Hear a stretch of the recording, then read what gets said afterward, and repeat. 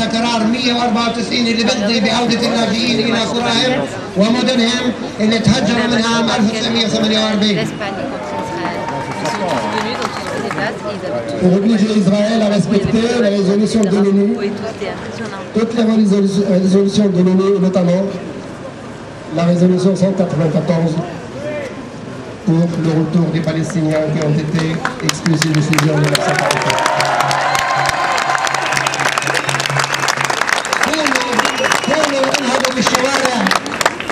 لا للاحتلال الصهيوني على أرض فلسطين، نعم لمقاطعة البضائع الإسرائيلية.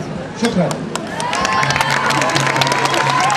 Oui, sortez, levez-vous, sortez dans les rues et réclamez le boycott de tous les produits israéliens. Ainsi que la fin de l'occupation et la fin de l'occupation et la fin de l'occupation et la fin de l'occupation et la fin de l'occupation et la fin de l'occupation.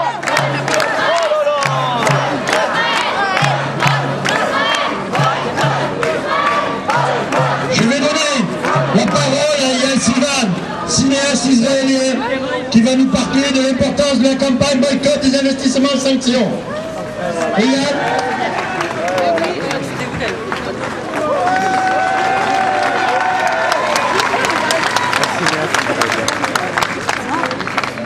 Ils nous disent que le but de la campagne de boycott, c'est délégitimiser l'État d'Israël. Eh bien, il y a un seul État au monde qui a été constitué par les droits internationaux. C'est l'État d'Israël. Et cet État-là, s'il ne respecte pas les droits internationaux, il se délégitimise lui-même.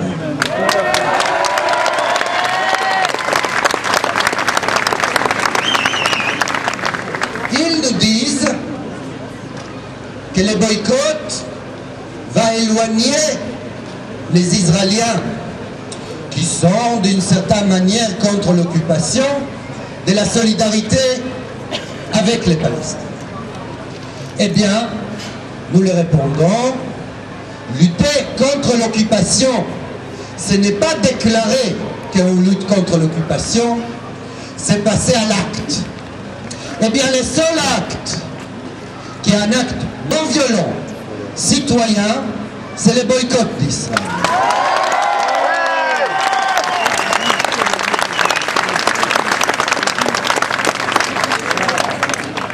Si je choisis, non pas seulement rejoindre, en étant israélien, les boycotts, mais vous demander, je dirais même vous supplier de nous boycotter, c'est parce que je crois profondément que c'est donner une dernière chance à la minorité juive dans le Moyen-Orient arabo-musulman.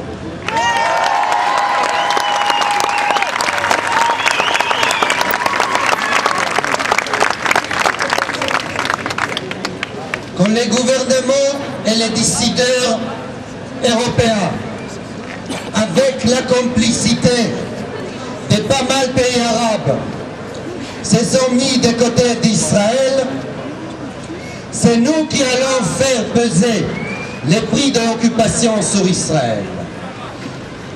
Nous parlons de partage. Jusque-là, c'était les Palestiniens qui ont payé les prix de l'occupation. Avec la campagne de boycott, c'est les Israéliens qui vont commencer à le payer.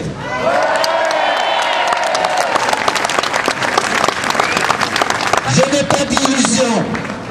Je n'ai pas d'illusion. Ce n'est pas l'économie israélienne que nous allons démolir avec le boycott. Ce n'est pas les bénéfices de l'occupation que nous allons démolir avec le boycott. Mais ce que nous allons démolir, c'est l'illusion démocratique d'Israël.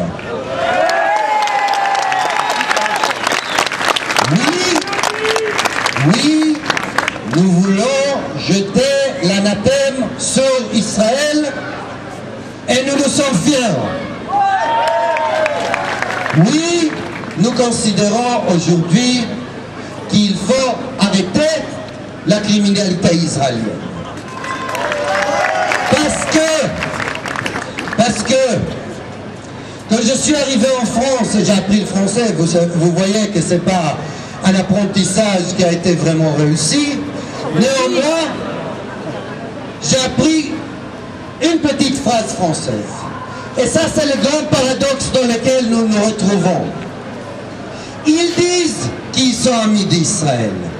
Ils disent qu'ils veulent défendre Israël. Eh bien moi, je les réponds avec cette phrase que j'ai appris en France. Qui aime bien, châtie bien. Merci beaucoup.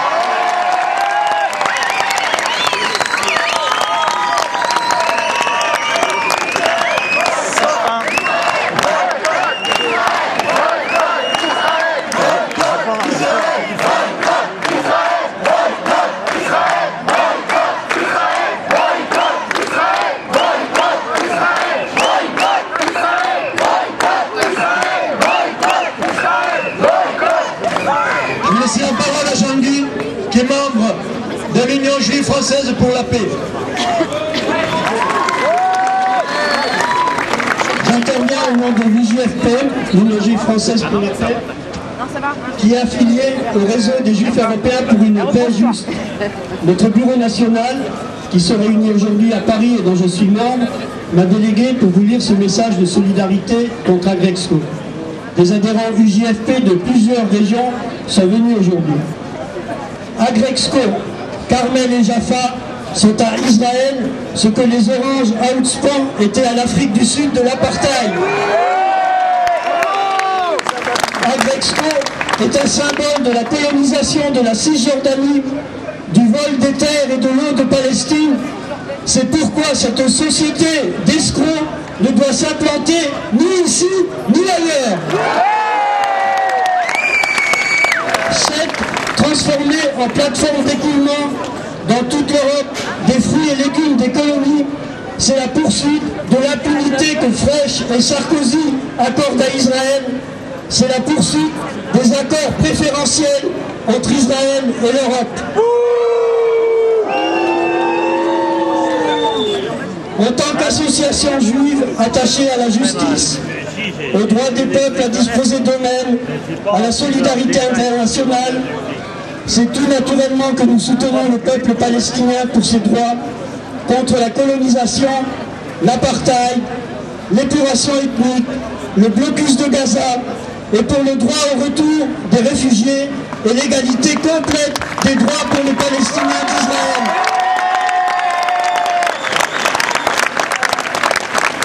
La politique de fuite en avant d'Israël est criminelle et suicidaire. Criminelle. Le rapport Goldstone ne doit pas être enterré. Les responsables de crimes de guerre, voire de crimes contre l'humanité, doivent être traduits devant la Cour pénale internationale. Suicidaire, la politique ethnocratique d'Israël et sa prétention à représenter les juifs du monde entier mine toute possibilité de vie pacifique d'une population juive au Proche-Orient et ne peut que provoquer un développement de l'antisémitisme dans le monde.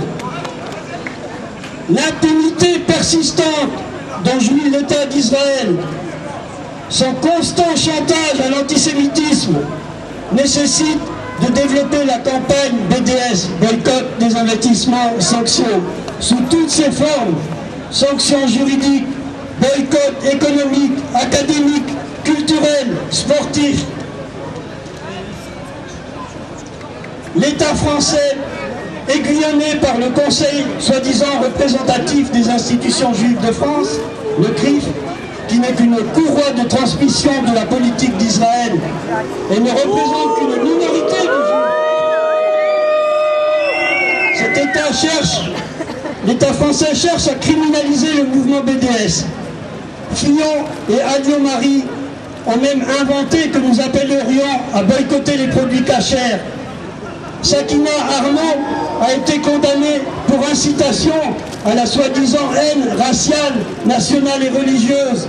Mobilisons-nous massivement pour soutenir son recours contre ce jugement. Quelles que soient les difficultés, le mouvement mouvement BDS progresse et